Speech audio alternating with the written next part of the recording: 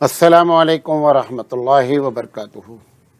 الحمدللہ رب العالمین والعاقبۃ للمتقین والصلاۃ والسلام علی رسولہ الکریم۔ اعوذ باللہ من الشیطان الرجیم، بسم اللہ الرحمن الرحیم۔ والانعام خلقها لکم فیہا دفء ومنافع ومنها تأکلون۔ محترم حضرات، ہم جس عنوان پر آپ سے بات کرنا چاہتے ہیں وہ یہ ہے کہ کیا قربانی بے رحمی یا جیو ہتیا ہے؟ ہم اس ٹاپک پر آپ سے مختصراً بات کرنا چاہتے ہیں۔ اللہ تعالیٰ سے ہم دعا کرتے ہیں کہ اللہ تعالیٰ ہمیں صحیح بات کہنے کی اور آپ کو صحیح بات سمجھنے کی توفیق عطا فرمائے۔ دیکھیں، یہ جو میں نے آیت پڑھی ہے سورہ نحل کی آیت نمبر 5 ہے، جس کا ترجمہ یہ ہے، اللہ رب العزت ارشاد فرما رہا ہے کہ اللہ نے چوپایوں کو بنایا۔ کس لیے بنایا؟ کہ اس میں تمہارے لیے پوشاک ہے، یعنی ان کے ذریعے بہت سے کپڑے بنتے ہیں۔ پھر فرمایا کہ اس میں تمہارے لیے بڑے فائدے ہیں، اور وَمِنْهَا تَأْكُلُونَ، اور اس لیے پیدا کیے گئے ہیں کہ ان میں سے تم کھاؤ۔ تو گویا اگر اس بات کو پہلے سمجھ لیا جائے کہ جانور کی پیدائش کا مقصد کیا ہے، جتنے بھی جانور دنیا میں پائے جاتے ہیں ان کی پیدائش کا مقصد کیا ہے۔ دیکھیں، سب سے پہلی بات اگر میں یہ آپ سے کہوں، ایز اے مسلم ہی نہیں، as a human being, as a انسان اگر میں یہ بات کہوں تو میں بڑے ہی دعوے سے یہ بات کہہ سکتا ہوں کہ ہمارے پیدا کرنے سے پہلے پروردگار عالم نے اس دنیا کو بنایا، اور جب یہ دنیا ہمارے رہنے کے لائق ہوئی تو ہم کو بنایا۔ اس پر سب کا اتفاق ہے کہ ہماری پیدائش سے پہلے دنیا کی ساری چیزیں سجائی گئیں، اور حدیث میں بھی اس کا ذکر ہے کہ یہ جو کچھ بھی پیدا کیا گیا ہے یہ تمہارے لیے پیدا کیا گیا ہے۔ تو ایک بات بہت ہی شارٹ میں، بہت ہی مختصراً بتانا چاہتا ہوں کہ پوری دنیا کی تخلیق، اس وقت ہم اس ٹاپک پر بات نہیں کریں گے، ہم صرف جانور کے بارے میں بات کریں گے کہ یہ انسان کے لیے پیدا کیے گئے ہیں۔ نمبر 1، انسان کی ضرورت کے لیے پیدا کیے گئے ہیں، انسان کے فائدے کے لیے پیدا کیے گئے ہیں، انسان کی خدمت کے لیے پیدا کیے گئے ہیں۔ لہذا اس کے بارے میں یہ کہنا کہ جانور کو کھانا یا مانساہاری کوئی بھی ہونا وہ ایک گناہ ہے یا جیو ہتیا ہے یا بے رحمی ہے، تو میں آپ کو ایک جملہ یہ بتانا چاہتا ہوں کہ سب سے پہلی بات تو اگر جو چیز جس چیز کے لیے پیدا ہوئی ہے، مثال کے طور پہ سبزی پیدا ہوئی ہے ہمارے کھانے کے لیے، میں اگر سبزی کھاتا ہوں تو سبزی کا کھانا کبھی بھی بے رحمی نہیں ہو سکتی ہے۔ یہ جانور پہ اللہ تعالیٰ قرآن میں کیا کہہ رہا ہے؟ وَمِنْهَا تَأْكُلُونَ، تاکہ تم اس میں سے کھاؤ۔ تو پتہ چلا جانوروں کا کھانا بے رحمی قطعی نہیں ہے۔ چلو اگر تھوڑی دیر کے لیے مان لیں کہ جو لوگ اس بات کو کہتے ہیں، دو طریقے کے دین دنیا میں پائے جاتے ہیں۔ ایک دین وہ ہے جو اللہ کی جانب سے ہے، لوگ اس کے دعوے دار ہیں کہ ہمارا دین آسمانی ہے۔ کسی بھی آسمانی دین میں جانور کو ذبح کر کے کھانا اور جانوروں کا استعمال کرنا بہت صراحتاً ذکر ہے سارے مذاہب میں۔ جو مذہب اپنے آپ کو کیا کرتے ہیں؟ آسمانی مذہب کہتے ہیں۔ رہا دوسرا مذہب جس کو انسان نے بنایا ہے، مثال کے طور پر جین دھرم ہے، بودھ دھرم ہے، یہ دو بڑے بنیادی مذہب ہیں جو انسانوں کے بنائے ہوئے ہیں۔ اچھا، چونکہ دونوں مذہب جو ہے نا بطور ریونج آئے ہیں، بطور بدلے، جب کوئی آدمی بدلہ سے کوئی کام کرتا ہے نا تو اس کے اندر بیلنس نہیں رہتا ہے۔ برہمن کے جواب میں بودھ دھرم بڑا، برہمن کے جواب میں جین دھرم بڑا۔ اب اس وقت ہندو دھرم میں سارے لوگ، یعنی گیتا اٹھا لیں آپ، رامائن اٹھا لیں، میں انشاءاللہ زندگی رہی تو آپ کو آخر میں تھوڑا سا حوالہ دوں گا کہ ان تمام مذاہب میں گوشت کھانے کا، یہاں تک کہ گوشت کے پکانے کا ذکر ہے کہ کیسے گوشت پکایا جائے تو اچھا ہوتا ہے، اور بعض یہی لکھا ہے کہ فلاں موقع پر اگر گوشت نہ کھایا جائے تو بہت بڑا پاپ ہے، یعنی گوشت کھانا ثواب کا کام ہے۔ تو تمام آسمانی مذاہب جو اپنے آپ کو کہتے ہیں، ہندو دھرم بھی اپنے آپ کو آسمانی مذہب کہتا ہے، ہم مانے یا نہ مانے لیکن وہ کہتے ہیں، یہودی کہتے ہیں، عیسائی کہتے ہیں، مسلمان، یہ بنیادی طور پہ مذاہب اپنے آپ کو جو کہتے ہیں، ان سب کے یہاں جانور کا کھانا، مانساہاری ہونا کوئی گناہ نہیں ہے۔ اب جو انسانی دھرم بنایا گیا، چونکہ وہ ریونج کے طور پر، بدلے کے طور پر آیا، لہذا اس کو ہر وہ چیز کرنی تھی جس کے بدلے میں، جس کے بدلہ لینے کے سلسلے میں وہ دین بنا، لہذا اس کے مخالف اس نے پالیسی کیا کر لیا، بنا لیا۔ میں ان لوگوں سے کہنا چاہتا ہوں جو کہتے ہیں کہ جیو ہتیا ہے، بے رحمی ہے، میں ایمانداری سے بتائیے کہ جس جانور کو ہم کھاتے ہیں، جو بھی جانور کھائے جاتے ہیں، ان کو اللہ تعالیٰ نے آنکھ دیا ہے، کان دیا ہے، دو چیزیں نہیں ہیں، سمجھ نہیں ہے اور بولتے نہیں ہیں۔ بقیہ تو روح سب کے اندر، اصل تو روح ہوتی ہے، اگر روح نکل گئی تو پھر سارے سب، تو وہ روح چھوٹے جانور میں ہو، بڑے جانور میں ہو۔ سوال یہ ہے کہ جب اس بات کی تحقیق ہو چکی ہے کہ جتنے بھی ویجیٹیرین آپ کھاتے ہیں سب میں جان موجود ہے، سارے پلانٹس میں جان موجود ہے، سارے پودوں میں جان موجود ہے، دھان، گیہوں، جو بھی پودا آپ لیں گے اس میں حتیٰ کہ میل فیمیل ہے، حتیٰ کہ آپس میں جب ملتے ہیں تو جیسے انسان میاں بیوی ملتا ہے اور اس کو انجوائمنٹ ہوتا ہے، ایسے ہی یہ پودے بھی آپس میں انجوائمنٹ کرتے ہیں۔ سوال یہ ہے کہ جس کے یہاں انجوائمنٹ تک موجود ہو، کہ وہ لطف اٹھاتے ہوں، ایسے کے بارے میں آپ یہ بتائیے کہ ان کے اندر جان ہے یا نہیں ہے؟ جان جب ان کے اندر موجود ہے، اور جان بکری کے اندر بھی موجود ہے، جان دوسرے جانور کے اندر بھی موجود ہے، آپ جب ایک پلیٹ چاول کھاتے ہیں تو کم سے کم 1,00,000 جانوں کو مارا گیا ہوتا ہے، تو آپ ایک پلیٹ چاول کھاتے ہیں۔ اگر آپ دیکھیں بکری کی ایک بکری اگر ماری گئی تو کم سے کم 40 آدمی نے کھانا کھا لیا، مثال کے طور پہ جان ایک گئی، 40 آدمی نے کھایا، وہاں پر 1,00,000 جان گئی، ایک آدمی نے کھایا۔ تو جان کو میں اگر اگلا جملہ یہ بڑھ کر کے کہوں کہ جان کو بغیر مارے انسان اپنی جان کی نہ حفاظت کر سکتا ہے، نہ اپنی جان کو سروائیو کر سکتا ہے۔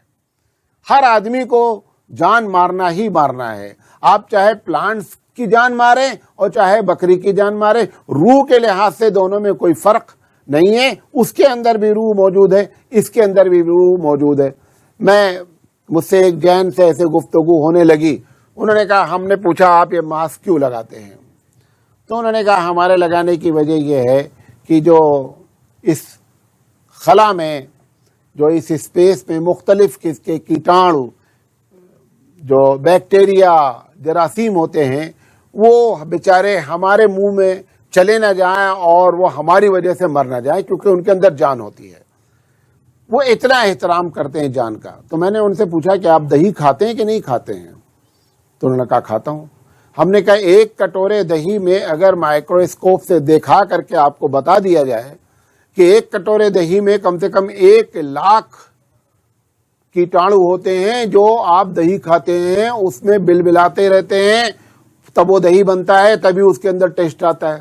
تو جان تو آپ دہی کھانے میں بھی مار رہے ہیں، ہم اگر بکری کھا کے مار رہے ہیں تو تم دہی کھا کے مار رہے ہو۔ بہرحال میں جو یہ جملہ بولنا چاہتا ہوں کہ ہر آدمی اگر جان نہیں مارے گا تو زندہ نہیں رہ سکتا ہے۔ لہذا یہ بات کہنا کہ ہم شاکاہاری ہیں، کوئی بھی دنیا میں شاکاہاری ہے ہی نہیں، ہر شخص مانساہاری ہے۔ دیکھنے میں مثال کے طور پر کہ ایک آدمی اگر ایک آدمی کا مرڈر کر دے، اچھے بھلے آدمی کا مرڈر کر دے، مرڈر کرنا ایک گناہ ہے، لیکن اگر ایک آدمی ایسے آدمی کا مرڈر کر دے کہ جو بہرا ہو، اندھا ہو، لنگڑا ہو، لولا ہو، نہ سن پاتا ہو، پاگل ہو، آپ اگر اس کا مرڈر کر دیں اور جج کے سامنے جب کیس جائے تو آپ کہیں کہ میں نے اس لیے مار دیا کیونکہ اندھا تھا، بہرا تھا، کسی کام کا نہیں تھا، آپ کے اوپر مرڈر کا کیس چلے گا کہ نہیں چلے گا؟ چلے گا، بلکہ ڈبل چلے گا کہ تم اتنے بڑے دیوانے ہو، تم نے اس کو مار دیا۔ بھائی ہم نے بکری کو مارا، بکری جاندار ہے، دیکھتی ہے، سنتی ہے، نہ سمجھتی ہے نہ بولتی ہے، ٹھیک ہے؟ آپ نے جو دھان کاٹا، آپ نے جو گیہوں کاٹا، آپ نے جو پھل کھایا، جو کچھ بھی کھایا، اس میں صرف کیا ہے کہ وہ اندھے ہیں، بہرے ہیں، نہ بولتے ہیں، نہ سنتے ہیں، نہ دیکھتے ہیں۔ جان موجود ہے یا نہیں موجود ہے؟ جان موجود ہے۔ اور اصل ہتیا کس کی ہے؟ آپ نام بھی بولتے ہیں جیو ہتیا۔ جیو ہتیا تو جیو تے موجود ہے۔ لہذا یہ کہنا کہ کوئی بھی ساری دنیا مانساہاری ہی ہے، نمبر ایک۔ نمبر دو، میں اس سلسلے میں اور باتیں بھی آپ سے کرنا چاہتا ہوں۔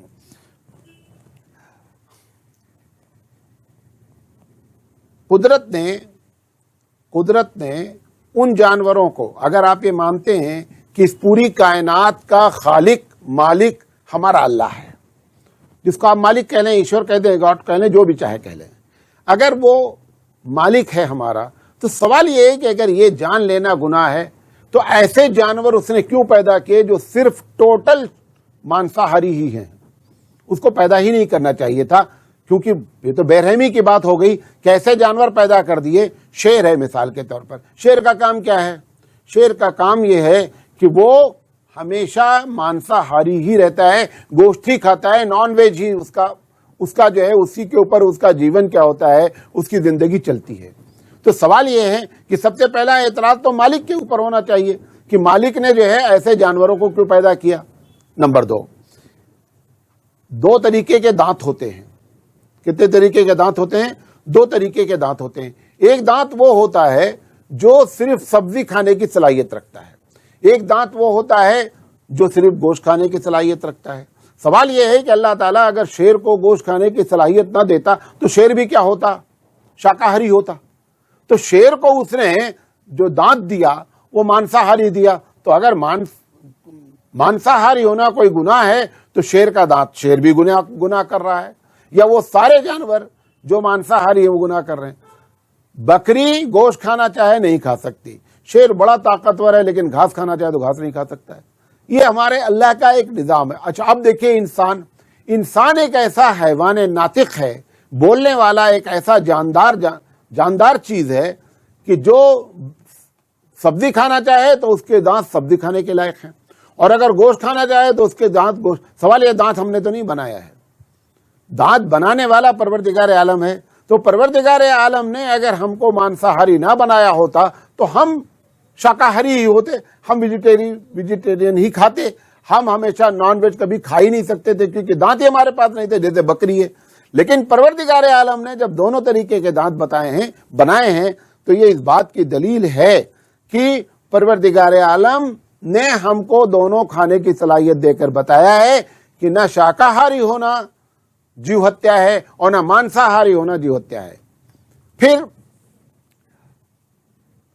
جو چیز ہمارے لیے پیدا کی گئی ہے، جو چیز ہمارے لیے پیدا ہوئی ہے، اگر وہ ہمارے کام آ جائے تو اس میں گناہ کیا ہے، اس میں برائی کیا ہے؟ ساری دنیا کی چیزیں ہمارے لیے پیدا ہوئی ہیں، لہذا وہ اگر ہمارے کام آتی ہیں تو اس میں کسی قسم کی کوئی کراہیت نہیں ہونی چاہیے، نہ اس کو بے رحمی سے تعبیر کرنا چاہیے۔ کام ہمارے لیے پیدا ہوئی ہیں۔ قرآن مجید نے کیا کہا؟ وَمِنْهَا تَأْكُلُونَ، اور تم اس میں سے کھاتے ہو، تمہارے لیے پوشاک کا ذریعہ ہے، تمہارے لیے منافع ہیں تو بہت سے، اور تم ان کے ذریعے کھاتے ہو۔ لہذا اگر ہمارے کام آ گئی تو اس کو تو شرف اس کو حاصل ہو گیا، جیسے ہم اللہ کے لیے پیدا ہوئے ہیں۔ اللہ تعالیٰ کہتا ہے کہ اگر تمہاری جان میرے راستے میں کھپ گئی، میرے راستے میں تمہاری جان چلی گئی، تو اس سے بڑا کوئی تمہارا بہترین عمل ہی نہیں ہے۔ کیوں؟ کیونکہ جس نے ہم کو پیدا کیا، جس کے لیے ہم پیدا ہوئے، اگر اس کے لیے جان چلی گئی تو اس میں کوئی قباحت نہیں ہے۔ تو جس طریقے سے جانور ہمارے لیے پیدا کیے گئے ہیں، اگر وہ ہمارے لیے پیدا ہو کر کے اگر ان کی جان چلی گئی تو اس میں بھی کوئی قباحت نہیں ہے۔ ایک مثال دینا چاہتا ہوں، ایک فوجی ہے، فوجی نے قسم کھائی ہے کہ میں اپنے ملک کی حفاظت کروں گا۔ اب سوال یہ، ملک کی حفاظت میں سامنے اگر کوئی اٹیک کرتا ہے، وہ اس کی جان لے لیتا ہے، تو کبھی بھی آپ نے آج تک نہیں کہا بے رحمی کی، بلکہ آپ کہتے ہیں کہ ہمارے فوجی نے 50 لوگوں کو جہنم واصل کر دیا۔ آپ نے کہتے کیوں؟ کیونکہ جس کام کا اس سے وعدہ لیا گیا ہے وہ اس کام کو اس نے کیا ہے، تو اس کا وہ کام کرنا کبھی بھی بے رحمی نہیں ہوتی۔ یا مثال کے طور پر اس کی خود کی جان چلی جائے، اگر خود کی جان چلی جائے تو آپ کبھی اس پر افسوس نہیں کرتے، بلکہ آپ کہتے ہیں کہ اس نے جو وعدہ کیا تھا اس کے لیے اپنی جان نچھاور کر دی۔ تو جانور کی طرف سے بھی افسوس نہیں ہے، جانور خوش ہوتا ہے کہ میں اس کام کے لیے، جس کام کے لیے پیدا ہوا تھا، اس کام کے لیے مجھے قبول کر لیا گیا۔ لہذا اسی طریقے سے اگر اسلام کو آپ کہتے ہیں کہ بے رحمی کی، تو بے رحمی کی تعلیم دینے والا کبھی بھی جانور کے حقوق نہیں بیان کرتا۔ اور اگر یہ چیز بے رحمی ہے تو مثال کے طور پر جانور کے اوپر بوجھ لادنا بھی بے رحمی ہے، جانور سے کام لینا بھی بے رحمی ہے۔ جانور کا بچہ پیدا ہوتا ہے، آپ اس بچے کو 1 چھاتی کا دودھ پینے دیتے ہیں اور 3 چھاتی کا دودھ خود نکال لیتے ہیں، دودھ نکالنا بھی بے رحمی ہے، کیونکہ آپ نے اس بچے کے ساتھ کیا کیا ہے؟ بے رحمی کیا ہے۔ اللہ نے تو دودھ جو بنیادی طور پہ دیا تھا، اگر آپ دیکھیں تو بچے کے لیے دیا تھا، آپ نے بچے کو روکا اور خود دودھ سے کیا اٹھایا؟ فائدہ اٹھایا، تو وہ بھی بے رحمی ہے۔ اور ایک بات اور کہ جو ادنا ہوتا ہے اور اعلیٰ ہوتا ہے، مثال کے طور پر پی ایم کے سیکیورٹی گارڈ ہیں، اگر سیکیورٹی گارڈ پی ایم کی حفاظت کرنے میں مر جائیں تو کیا کہا جائے گا کہ سیکیورٹی گارڈ نے بہت بڑی غلطی کی ہے، بلکہ سارے لوگ سیکیورٹی گارڈ کو سراہتے ہیں کہ اس کی جو ڈیوٹی تھی اس نے کیا کر دیا؟ اس نے نبھایا ہے۔ لہذا یہ جانوروں کی جو ڈیوٹی تھی کہ ہم کو فائدہ پہنچا، انہوں نے اپنی ڈیوٹی کیا کیا ہے؟ نبھایا ہے۔ کوئی بھی سیکیورٹی گارڈ کے مر جانے پر یہ نہیں کہتا ہے کہ بہت بڑا غلط کام ہوا کہ پی ایم نہ سیکیورٹی رکھتا اور نہ مرتا۔ ہمیشہ جو اعلیٰ ہوتا ہے اس کے لیے ادنا لوگ اپنی جانیں قربان کرتے ہی رہتے ہیں۔ پھر ہم اپنی حفاظت کے لیے، دوسری چیز کہہ رہا ہوں، اپنی حفاظت کے لیے روزانہ کتنی چیزیں مارتے ہیں، چیونٹی آپ مارتے ہیں، مچھر آپ مارتے ہیں، کھٹمل آپ مارتے ہیں، جواں آپ مارتے ہیں، سانپ آپ مارتے ہیں، بچھو آپ مارتے ہیں۔ یہ بے رحمی کیوں نہیں؟ جان تو یہاں بھی جا رہی ہے، محض ہم کو تکلیف دے رہی ہے، لہذا ہم اس کو نہیں زندہ رہنے دیں گے۔ یہی بات تو ہوئی، تبھی تو ان چیزوں کو آپ نے مارا۔ تو 2 ہی کام کے لیے جانور سارے پیدا ہوئے ہیں، اور ہم پیدا ہوئے ہیں کہ سب ہماری خدمت کریں۔ لہذا جو ہم کو تکلیف پہنچائے گا وہ جانور، اس جانور کو مارنے میں کسی کے پاس غلطی نہیں ہے۔ کبھی ایسا نہیں ہوتا کہ سانپ آپ کے گھر میں نظر آوے اور آپ اس کو پکڑ کے لے جا کر کے جنگل میں ڈال دیں کہ نہیں اس کا گھر جنگل ہے، جنگل میں رہنا چاہیے، آپ اس کو مار دیتے ہیں۔ کیوں؟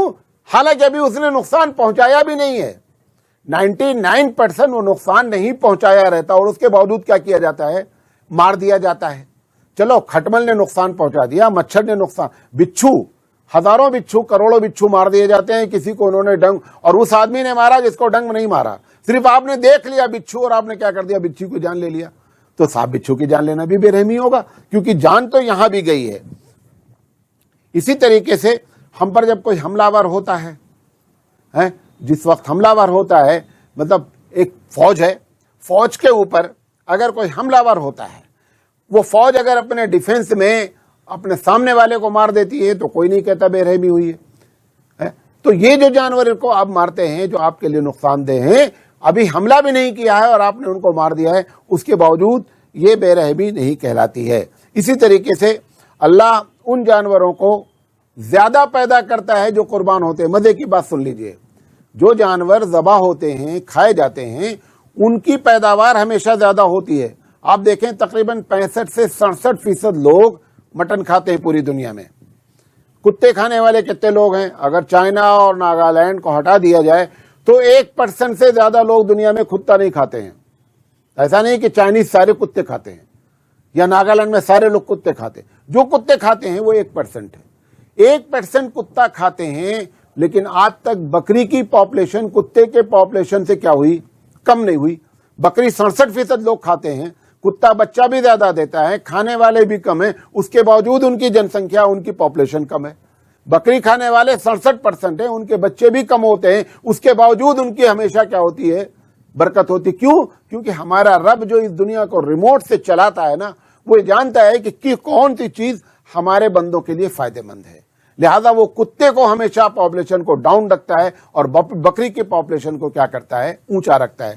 اور رہی جہاں تک بات دوسرے مذاہب میں، تو دوسرے مذاہب میں بھی اگر آپ غور کریں گے، رگ وید کے منڈل نمبر 1 سوکت نمبر 162 اور انواگ نمبر 22 اور منتر نمبر 403 9 سے 18 18 سے 20 ان تمام میں لکھا ہوا ہے، حتیٰ کہ گائے کے کھانے کا لکھا ہوا ہے، جو بہت زیادہ گو ہتیا کی بات کرتے ہیں اس میں لکھا ہوا ہے۔ رام چندر جی کے بارے میں رامائن میں لکھا ہے، ایودھیا کھنڈ کے اندر لکھا ہوا ہے کہ لکشمن جی نے 10,000 ہرن کا شکار کیا. سوال یہی کہ جیو ہتیا وہاں بھی ہوئی ہے. رام چندر جی جس وقت شکار کھیلنے گئے تھے اسی وقت کڈنیپ ہے سیتا جی. تو سیتا جی کڈنیپ ہوئی جس وقت رام کہاں گئے تھے؟ رام گئے تھے شکار کرنے. شکار آلو گاجر کا تو نہیں ہوتا ہے، شکار تو جانور ہی کا کرنے گئے ہوں گے. تو رام چندر جی بھی ہرن کے شوقین تھے. تو اس طریقے سے اگر آپ دیکھیں مہا بھارت میں بھی لکھا ہوا ہے. انشاست تہوار ایک ہے، اس تہوار میں ادھیائے نمبر 88 میں شلوک نمبر 5 میں لکھا ہے، منو اسمرت کی صفحہ نمبر 368 میں لکھا ہوا ہے، کہا گیا ہے کہ جو ایسے تہوار کے موقع پر گائے کا گو نہیں کھائے وہ نرک میں جائے گا، وہ نرک میں جائے گا. لہذا ان تمام رگ وید میں اتھر وید میں گوشت کھانے کی ترکیب تک لکھی ہوئی ہے. لہذا سارے مذاہب میں، جو میں نے بتایا تھا کہ سارے مذاہب میں ہے، لہذا یہ نہ کوئی جیو ہتیا ہے. بلکہ آخر میں بات اپنے کہہ کے ختم کرنا چاہتا ہوں، وہ یہ ہے کہ ہم کو اپنی جان بچانے کے لیے جان مارنا ہی مارنا ہے. بلکہ اگر میں آگے بڑھ کر کے یہ کہوں، ہر چیز کو اپنی جان بچانے کے لیے کسی نہ کسی کو مارنا ہے. یہ رزق کا ایک سرکل ہے.